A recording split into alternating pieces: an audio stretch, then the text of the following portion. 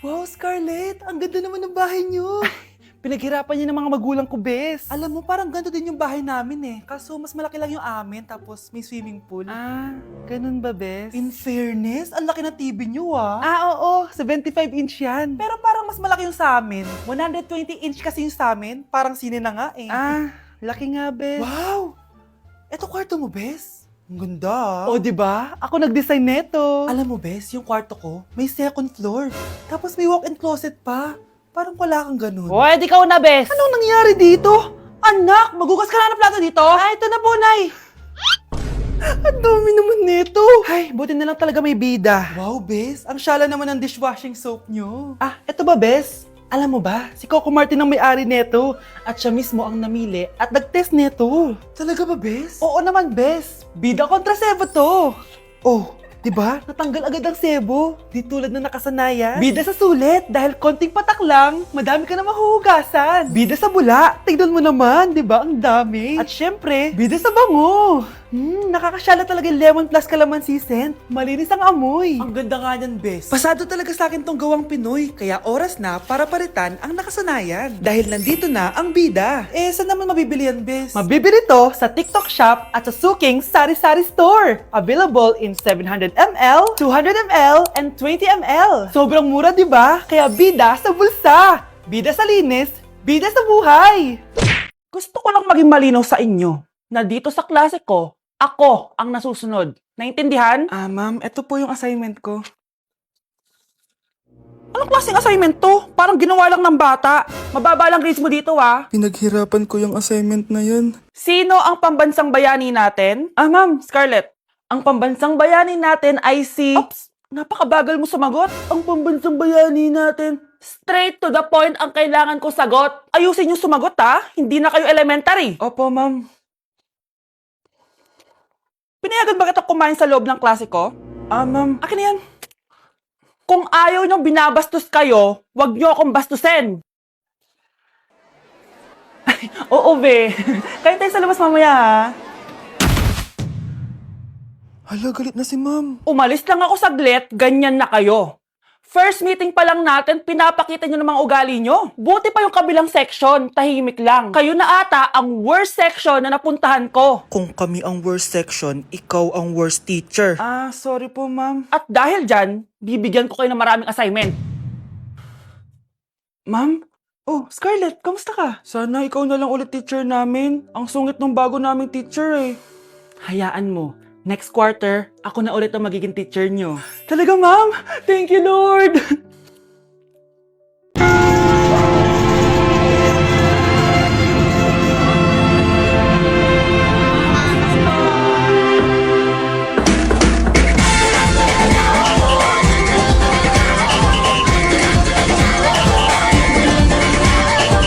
Minsa'y natuwa ang may likha, 7,000 pulo ang ginawa. Mga hiyas na inilatag sa malasutlang dagat. At ang bayan niyang pinili, nasa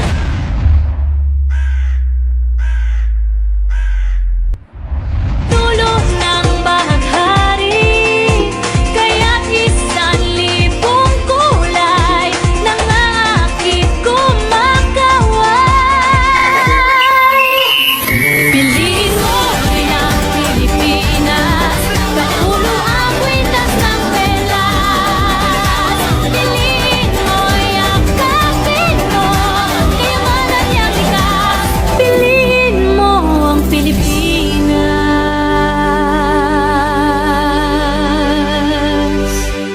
Huwag niyo ko ikulong! Hindi ako scammer! Itigil niyo na yan! Hindi si nanay ang scammer. Pero nasa bahay na to, ang totoong scammer. Hoy bata, huwag kang mangialam. Wala ka namang ebidensya. Pero, Nay, alam ko hindi ko yung scammer. Tara na, sumama ka na sa akin. Mga anak, aayusin ko to, ha? Babalik din ako, okay? Kung sino man sa inyo yung totoong scammer, umamin na kayo!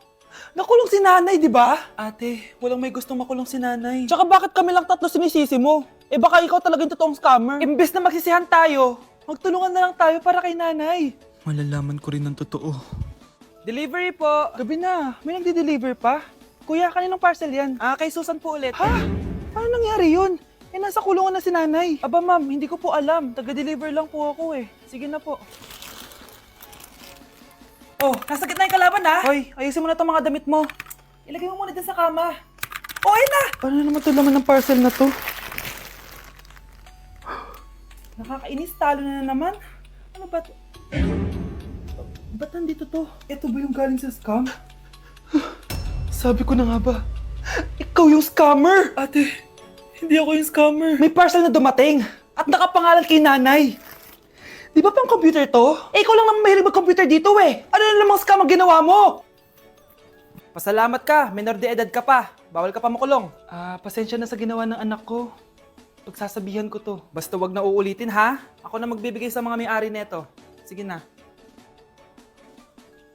Ang galing mo talaga. Oh, ito. Sino to cellphone? Akin tong pera. Mas kailangan ko to. Galingan mo pang mang scam para mas marami tayong makuha. Bahala sa'yo. Makakaasa ka. Gagalingan ko pa. Mga anak, aalis lang ako Maglinis kayo dyan. Bye, Nay!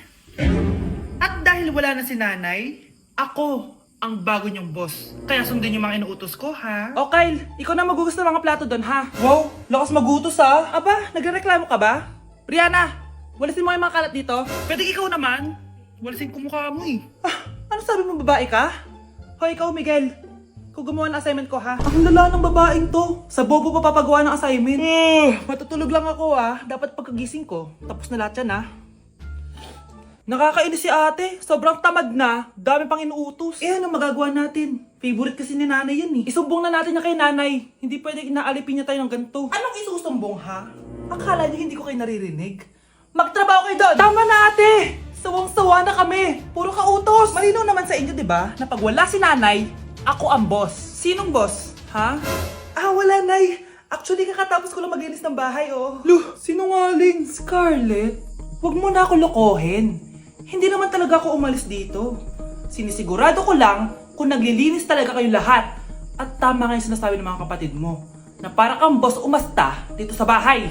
Nay. Mga anak, kayo na bahala sa ate nyo. Utusan nyo ng utusan yan. Ate, ikaw na magugas ng mga plato dun. Eto na. Pagkatapos mo dyan, ate, maglaba ka, ha? Oo, sige. Pagkatapos mo maglaba, gawin mo yung project ko, ha? Sige, boss. Lahat ng utos nyo gagawin ko.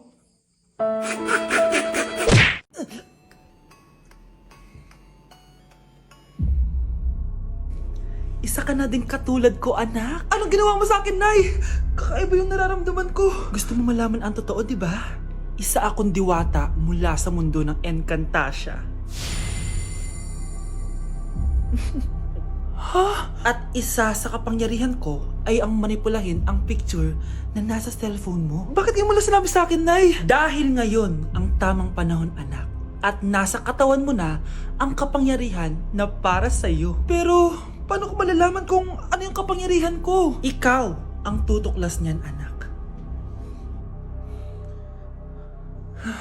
Ano kaya magiging kapangyarihan ko? Baka nagiging invisible ako.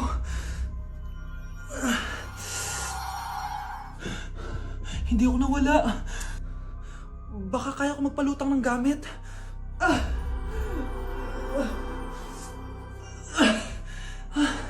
Hindi lumutang.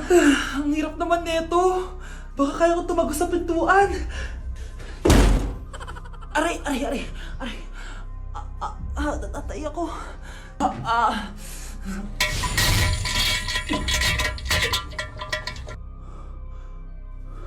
Ano yun?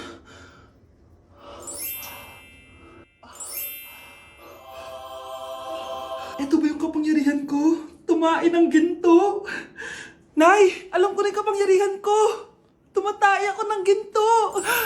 Anak, uminom ka na maraming pampatae para yumaman na tayo. Talino mo talaga, Nay. Eating only Japanese food for a day? Let's go, guys! Vans, gising na! Ano ba yan? Nagbuko pa Japan, bilisan mo, tumayo ka na dyan, mag-empake ka na! Totoo ba? Oo! Excited na ako, Vans. Mag-iimpake na ako. Pwede na to. Tara na, Vans. Basha, Hala, naniwala talaga siya. Diyos ko po. Basha, na, bilisan mo na. Wait lang, Bunch! Ano ba? Prank lang yun. Chawot! Nakakainis naman to. Pero may challenge ako sa'yo. Ano na naman yan? Eating only Japan foods for a day. At kapag nasucceed mo yon, pupunta tayo ng Japan. Tabi mo yan Tara! Good morning, guys. So, it's currently 10:08 a.m. and magbe-breakfast na tayo. So, hanap tayo ng Japanese food. Guys, meron silang onigiri. May nakita akong Japanese drink ko, so try natin. Itadakimasu! Kainin na natin. Sana nakalasa niya yung sa Japan. Wait, paano to? Hindi ko siya gets, pero ayan, ganyan siya.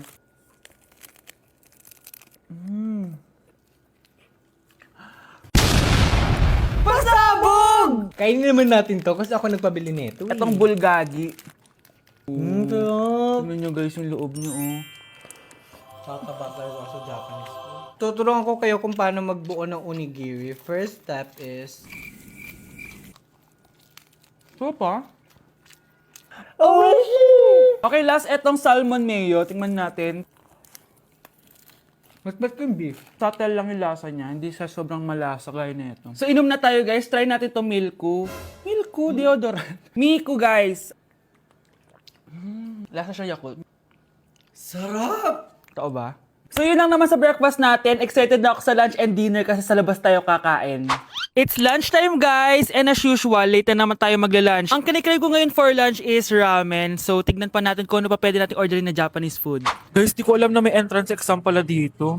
Di pa naman ako nag-review. Usually guys, minamax ko lahat to. Papamax ko sa kanya lahat, pati yung spice para may challenge, tara. Guys, dumating na yung karaage. Oh my. Oh my God, ang sarap.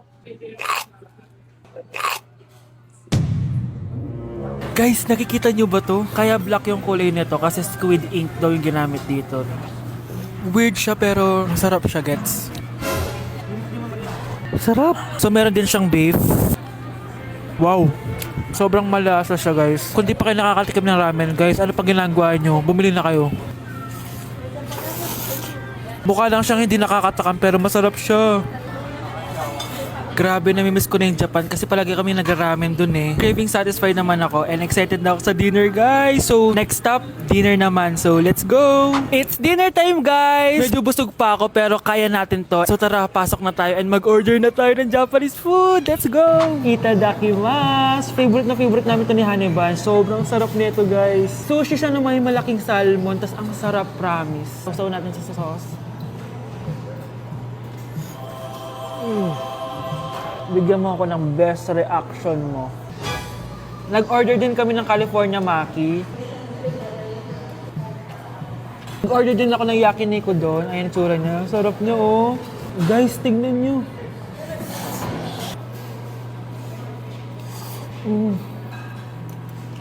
Okay, next natin. Meron tayong tempura. Ang init. Nawalan ako ng gana. Hindi ko alam kung mahal siya, pero 400 plus to. Itong dalawang stick lang na to. And authentic Wagyu daw to. Kuwang-kuwin yun sa Japan. Sobrang busog. So yun lang naman mga anteret.